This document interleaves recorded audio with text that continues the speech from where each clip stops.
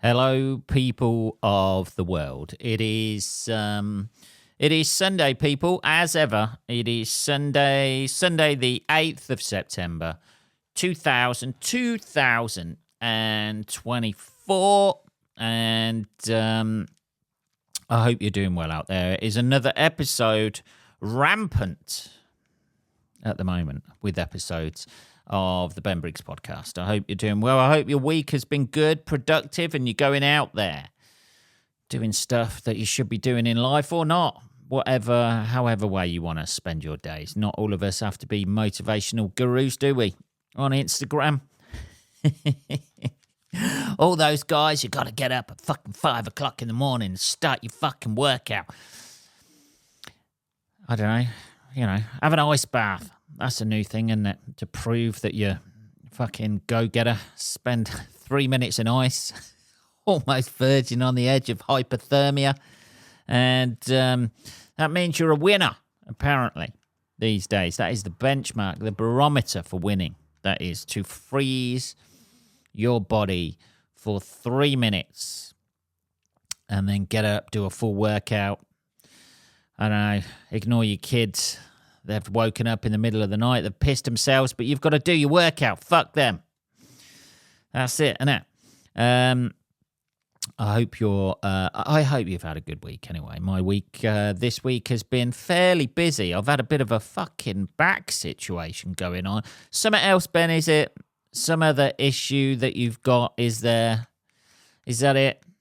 Yeah, it is, actually. Thank you for asking. Yeah. With that sarcastic tone. I know, my body is falling apart. Every time I try to do something, it just breaks now.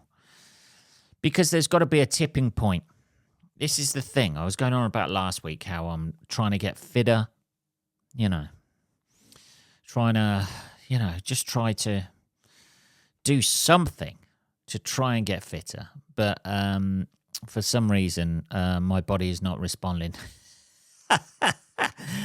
So I fucking fucked my back a little bit. It's still tight as anything at the moment. Still fucking tight as anything. So, I've been kind of like struggling a little bit this week. But anyway, that's my physical problems. Let's move on to the mental ones. No, we've only got fucking half an hour on here, Ben. What the fuck are you playing at? I don't know. Anyway, despite my disabilities this week, with my back, that is still, I don't know what it is. It's fucking the right hand side by my ribs is fucking stiff as anything, and sitting up like this isn't particularly helping. So I don't know what it is, but it's a cross we have to bear, isn't it?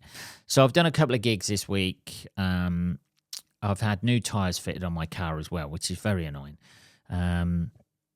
It's not the flashy stuff, is it? So there we go. I had a gig in, where was I? Telford on Monday, which was kind of nice. It was like a gig for a guy called Ricky Bowshaw, who runs gigs in that area and is a stand-up as well. It was kind of a weird situation. It was like an L-shaped room. There was two parts to the room. Neither audience could see each other. So it was completely divided, and it was like playing to two rooms. And it was literally like playing to two rooms. One was like absolutely loved filth and shit and all that sort of thing. And the other one was, it was like a working class room and a middle class room. That was it. And you're trying to play the two. It was kind of weird. There was a glass dropped. I had the middle class room. I had the working class room. And then I got hold of the middle class room, and then somebody dropped a fucking glass. And then the barmaid comes round like a fucking prom queen, wanting all the attention. She'd been chatting behind the bar all fucking night because the attention wasn't on her. And she was a sort of barmaid who would have been hot probably about 15, 20 years ago. She was covered in tattoos. She looked a bit haggard. She tried to doll herself up a bit. And she was obviously the main attention drawer within that environment when she's working. And she just laboured taking ages to clean up this fucking broken glass, and then starts a fucking conversation with somebody. Like I'm not on stage waiting for her to fucking finish and just fill in. And then at the end of it, this is what all those people do. Like they fucking own the stage, or they've got to say so. They can't just come in, clear up the fucking glass and get the fuck out of there because somebody else is getting some attention that they want. She has to say, oh, you can carry on now. I don't need your fucking permission, bar lady. Yeah? Just take your fucking weathered, worn tattoos and your leathery skin, get back behind the bar, shut the fuck up and start serving people in the break. Oh, here we go. People like that just, I don't know, just attention seeking. I understand the irony of me saying that, yeah. I understand the irony of me standing on stage hating attention-seeking parasites. But to try and get that attention without having the actual balls to go on stage and then making a snide comment like, oh, you can carry on now. I don't need your permission. I was fucking having a good gig until you just took almost 5 minutes to clean up a fucking glass and then start having a conversation with people, you rude fucking arsehole. And not being rude to me, being rude to the people who are paid fucking money. If people wanted to actually watch a comedian, if people wanted to pay money to watch you, sweetheart, they'd come down the pub and buy tickets and just sit at the bar looking at your fucking leathery skin. He says, with his fucking alligator fucking skin himself. I know. But she just looked haggard and worn. And I was glad. I was glad of that. I'm glad she's aged badly behind that fucking bar. Flirting with all the fucking old men who come in. Yeah. Try and keep it spiced up. But she's a real fucking asshole to her fella when she gets home. I don't know. Anyway, so that was one gig. And then I did a very middle-class gig in Leamington Spa on I think it was Tuesday or Wednesday night. I think it may have been Wednesday night. That was... Leamington Spa is fucking lovely, by the way. This is the first time I've ever noticed that the shops down the high street, the parade down there, they don't have the normal logos. Like, you go into any town centre or anything like that, and you've got Boots have got a logo, and Subway's got a logo, and, you know, John Lewis has got their own logo. Down the parade there, they've all got uniform lettering, just like with above saying the name of the shop, but it's all in the same font. It looks uniform, regimented. I like it. Something about my maybe OCD sort of like tendencies of keeping things clean and uniformed. I fucking love that. I love the fact that Leamington Spa Council at some point have made a decision and said, look, we're not going to end up looking like everywhere else. We're going to look like a uniformed fucking German factory from the 1940s. That's it. That's what it looks like. So this gig was like, it was a new material night. There was a couple of acts I know on there. And I haven't seen for ages. Freddie Farrell was on it. I haven't seen for probably about 18 months, 2 years, something like that. So it's nice to have a little bit of a catch-up as we're all getting older and just fucking whinging and moaning about how unfit we are. I was saying sort of like I started out with the intention to go running. And then I thought, maybe I'll go cycling. And now I have downgraded all of that to merely using a jaw exerciser. That's all I'm using at the moment. I've got a few weights. I use that. I've got 2 dumbbells. I'll do a workout with that. But I can't do that at the moment because my back is still fucking aching like fuck. Isn't it about time you went to the doctor about this, Ben? No. It's not because it'll eventually get better. That's the thing. I think I've torn something when I was like dragging something around. So, yeah, it was nice to sort of like reminisce and catch up a little bit with Freddie. And then I did the gig. The gig was very fucking middle class. This is how middle class it was, right? And it was nice having Freddie there because he's a Bill Burr fan as well, right? It was nice. The MC asked what a woman did in the audience, and the woman genuinely came out with, you couldn't have like pitched it any better than this. The woman genuinely came out with, there's a Bill Burr bit of material that he does about the most difficult job in the world, and that being a mother. And the woman actually said, I do the most difficult job in the world. I'm a mother. And me and Freddie instantly just locked eyes because we're both aware of the Bill Burr bit. And it was just a fucking, have a little bit of self-awareness, sweetheart. Just say you don't work. Just say you don't work. She had a daughter in the audience. Her daughter must have been about 16. How difficult is that job? Being a mother to a 16-year-old. Yeah, I can see being a mother to a baby. You know, that can take it out of you a little bit. The sleepless nights, the trying to get them to feed, you know, ramming them onto your titty, something like that. If you're going to do it au naturel, which I imagine this woman did because she's fucking middle class as fuck. But having the fucking lack of self-awareness and the self-pride and self-satisfaction that this woman had of not contributing to society other than fucking babysitting her own kids. It was just flabbergasting. It was like she needed a round of applause or something like that to justify her life. Yeah, you haven't got a career. You're not working. Just say you don't work. You know, I'm trying to steer clear of the Bill Burr bit here, but, you know, it is not the most difficult job. I imagine the most difficult job in the world was her being her husband. That is the fucking lack of self-awareness that this woman had, that being her fucking husband would be a nightmare. Absolute nightmare.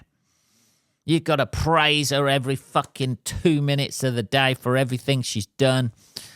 You know, she's never wrong about anything. She's always throwing that back in your face. Well, I'm always at home looking after the kids. You don't understand. Oh, Jesus. But yeah, it was just a nice sort of like camaraderie moment when she said that, and me and Freddie instantly just locked eyes and looked at each other and smiled because we knew exactly what sort of a person she was. And it just made me laugh, man. It made me laugh. But the gig was okay. I got through it. It was like, you know, it was one of those, it's usually a lovely gig. There was about 20 people in there, mainly couples, all middle class, predominantly white people. I think they were all white people, which is the worst sort of, you know, if you do anything that is kind of deemed as risque or close to the line or a little bit edgy, for want of a better word, middle-class white people are the fucking worst audience because they're uptight. You know, they don't want to be, they don't know, is that racist? Is that not racist? Is that sexist? Is that not sexist? And they just can't fucking relax and just take it all in that they're at a comedy night. They're constantly fucking on edge. So yeah, it was all right. I got through it. I kind of played with it a little bit. You know, you've got software developers there and shit like that, and nobody's ever got a normal job in Leamington Spa. Nobody ever sits there and goes, oh, yeah, I work in a warehouse, or, yeah, I work in a supermarket, or I'm a mechanic, I'm a plumber, or anything like that. Everyone's a fucking software engineer or doing something with AI. But it was all right. I like Leamington Spa, though. It's nice. I feel safe in Leamington Spa. There's a few homeless people hanging around, but not that being homeless ultimately means that it's a dangerous area. But, all bets are off if you haven't got a roof over your head. And you fucking never know. A homeless guy turns around. They're essentially feral people, aren't they? They don't live by the same predictable rules the rest of us do. You kill somebody, you go into prison. For a homeless person, you kill somebody, you get a home, 3 meals a day. Fucking amazing. So, you have to bear that in mind. They're kind of like the honey badgers of the the human race, aren't they? And they seem sort of like unkillable and quite feral and just like taking shit constantly and just strive on, aren't they? Maybe that's it. Maybe homeless people have actually evolved to become stronger human beings, and that's where all future superheroes will come from. A long line of descendants of homeless people. It's got to toughen you up a little bit, hasn't it? You get through your first winter of being homeless and, it's got to toughen you up a little bit. Anyway, let's have a little bit of tea, shall we? So I've had a couple of gigs. I was meant to be gigging on Friday as well, but I had a tyre issue, so I had to miss that, unfortunately, which would have rounded out the week nicely. But there you go. I've been trying to be more zen as well. This is the I don't know. I don't know why, because like it's in my fucking DNA to get angry and annoyed at just the most frivolous shit. I don't know why. You see all these things on fucking Instagram, don't you? If you can't change it, or you have no control over it, don't try and change it. Stop trying to control things. All right, that's easier said than done, isn't it? Don't worry about things, because 99% of things you worry about never happen. Yeah, but the 1% does. And what happens if that 1% doesn't happen to other people, and then it just gets all piled onto you? Who knows? I don't know. Anyway, I had a bit of not so much of a road rage incident this week as it was kind of a road rage incident, but it wasn't. It got finished very quickly, I must admit. At the bottom of my road here, there's a fucking massive pothole in the road, right? It's on the left-hand side of the road. So if you're coming up the road, you either go to the left to avoid it, but if there's a parked car there, you can't really do that. And then, so you have to go to the right, pull out over to the other side of the road, and then continue on your way, right? Now, I'm coming down the road towards the pothole that's on the right-hand side, right? But usually you fucking wait. If there's another car coming the other side of the road and you have to pull out onto their side of the road, you fucking wait, don't you? That's what you do. You fucking wait. So you just stop by the pothole. You don't fucking career over the other side of the road and then swerve in quickly to avoid the oncoming car. Now, that is exactly what happened to me the other day. I'm the oncoming car. There's a total penis coming the other way. He swerves over to my side of the road, and I'm like, fucking hell. I forgot the pothole's there, right? Because I'm coming in the other direction, right? It's on the other side of the road to me. So from my perspective, all I see is a car swerve over to my side of the road and then swerve back quickly. And while he's doing that, he's looking at the left front side of his car. So he's not even looking at my car. He's looking at the left front side of his car. He's swerved to the right.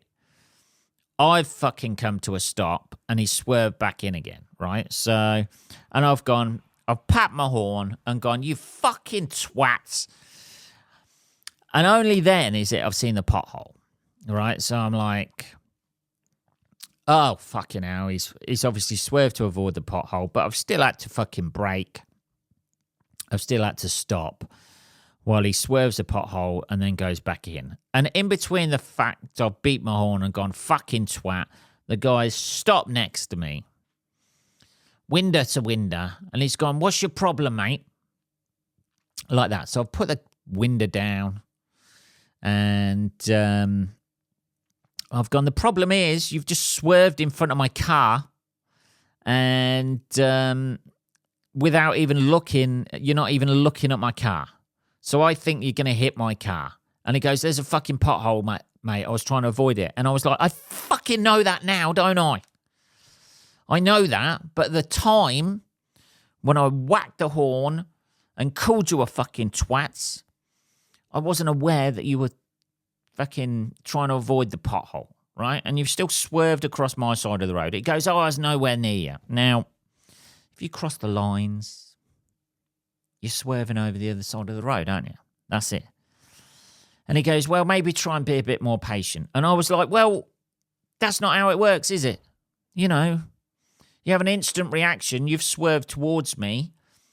I think you're just going to crash into me. So I've whacked my horn to make you aware. And as you're going by, I've called you a twat. Which is within my rights as a road user, I think, under those circumstances. And he goes, "Well, you know, I was trying to avoid the pothole, if that's okay. I didn't want to ruin my wheels." And I was like, well, you know, that seems fairly reasonable. I instantly went from, "You fucking twat." Now, in the meantime of this, he's got his son in the passenger seat of the car who's just, you know, background noise of just calling me a twat and a fucking prick and all that sort of thing. But his dad actually seems quite reasonable. So we've got this background noise going on of this, I don't know, it must have been about 16, something like that. You know, that sort of oikish age where, you know, the testosterone's just started to kick in and they're like, "Oh my God, I'm fucking Hercules." You know, that first shot of adrenaline with testosterone, you know, and they think, you know, they can take on the world. Suddenly they're an MMA fighter. That's a fucking dangerous feeling, by the way, as a man. When you get that first thing as a boy, when you're 16, 17 years old, and you get that first adrenaline rush with the old testosterone, and you're like, fucking hell, what the fuck is this? I'm going to go and kick off. So the dad's told the son just to shut up and stay out of it. And he goes, "Well, you know, like I was going across the thing. Obviously, you thought I was careering towards you and that sort of thing." And I was like, "Yeah, that's exactly what I thought. That's where we're at. And now we're at here, window to window, discussing it. That's it." And he goes, "Oh, well, I think we've discussed it." And I went, "Okay, have a good day." And he goes, "You have a good day too." And we drove off. And that was it.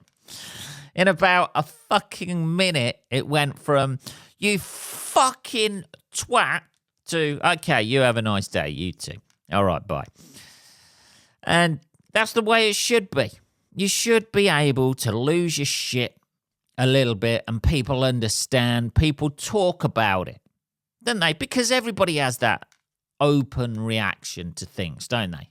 You know, everybody has that first initial, "What the fuck? You fucking twat." Although afterwards, I did think he seemed a little bit too reasonable. I did. And a little bit patronising with the old, well, maybe you ought to give somebody a little bit more patience. Well, maybe you ought to fuck off, you fucking reasonable, well-adjusted human being. Go fuck yourself. You fucking grown-up. Yeah? You're not throwing your prams out of the toys out of the pram every now and again. No, you're just one of these level fucking headed people. No fucking issues going on upstairs. Yeah? You're one of those, are you? Well, fucking congratulations. I'm fucking going mad. Ah, Jesus. Let's have some tea. So it was kind of like I kind of went home and I thought about this like a little bit, and I thought actually he seems quite a reasonable, well-adjusted guy. The fucking absolute prick. I thought that's the worst thing about it in case that scenario, isn't it? When you lose your shit and then afterwards you think, oh, God, that was fucking embarrassing. This is something else I'm going to have to fucking drag around with me that's going to be a shameful fucking, self-evaluating thought every now and again when I'm in the shower. Isn't it? Come back with that guy's nice face and his kind eyes going, wow, I think you ought to be a bit more patient. Well, fuck you. I didn't say fuck you at all. I was like, these things happen. Have a good day. See you later. All right. And you too. That was the one that killed. You too. You too have a good day too. Even that seemed a little bit patronising. But, your whole ego is fucking, in turmoil, isn't it? As you're driving away thinking, well, I was fucking in the right there. Surely I was in the right. He fucking veers towards your car, sharply turns away from it, and you fucking beep your horn and call him a twat. That's the normal reaction to things, isn't it? Is that not the normal reaction to things? And he goes, what seems to be the problem? What the fuck? Did I just imagine that? And now you're being reasonable about it and a grown-up. Oh, fucking hell. This is the point. You've got this wrong, my friend. Yeah? I'm meant to call you a twat. You're meant to fucking defend your position and fucking call me a fucking twat. And then we both say fuck you to each other, give you the finger, and then you drive off. But you fucking decided to change the rules with your grown-up response to things. Congratulations. I don't know. It just threw me for a loop a little bit. I was all revved up for, my finger was at half mast. My middle finger was at half mast, ready to give him a fuck you. And he was quite reasonable about it. There you go. So, you live and learn every day. That's the thing, isn't it? That's the thing. Here I am, living and learning at the age of 47, and I calm him down. And you know what? This had a nice effect on me. I've been a little bit more, I have been a little bit more patient with people out on the roads. Yesterday, last night, I had the evening off. I had to go to fucking Sainsbury's to get a few bits, so I did that. There's an old couple broken down in the Sainsbury's car park. There's fucking smoke billowing out of their engine, billowing out of the exhaust. The old boy gets out. He's all dressed in a suit and that. The woman's dressed the old woman who's driving is dressed in a fucking smart dress. I said, I'm push them to the side. I asked them if they needed any help, pushed them to the side, did that. There's smoke billowing out everywhere. I go do my shopping, and then all I can smell is fucking smoke all over my clothes. So now I've got to come home. I've done a good deed. I pushed him to the side. The guy shook my hand. Thanks, young man. I'm not that fucking young. I'm probably about 15 years younger than you, but there you go. You do a good deed, don't you? And then you have to come home and stick your fucking clothes in the washing machine because they smell of somebody's fucking exhaust and carburetors. And but, it's had a nice effect on me. Maybe I wouldn't have done that. I'd have gone, fuck those two old people. Get yourself a fucking better car. You must own your own house, yeah? You fucking boomers. Bought your houses for about £2.50, didn't you? And you can't now afford a fucking car that works. And I've got to push you. And then there's some woman just behind. And I said, just go round. It's fine, just go round. But she just wanted to sit there and watch. She wanted to sit. She had enough room to get round this car. But she just wanted to sit there and watch. Didn't offer to get out. She's a young girl, 24, 25, probably making a TikTok video out of it. Didn't offer. Just wants to sit there in a car watching me push two old people in a fucking car. That's it. Could have gone round. I even said to her, go round if you want. It's probably easier. We're going to be here a while. No, it's all right. I'll sit here. I want to see this. I want to see a man pushing a car. All right. You fucking weirdo. Anyway, so the point I'm trying to make is I'm trying to be a bit more patient out there on the road. I do lose my shit in the car because there's a fucking, if I was being honest with that guy when he said, what seems to be the problem? The problem is, mates, we live in a world where I have no real power. And by beeping my horn, that gives me a sense of power. And that's why I do it. Okay? Are you happy now? You've got that out of me. Yeah? Every now and again, I feel powerless. And beeping my horn and calling people a twat makes me feel like I'm in the right and powerful. It's my version of virtue signaling. That's what it is. And he's just stood there with a window down going, what the fuck? I wasn't expecting this.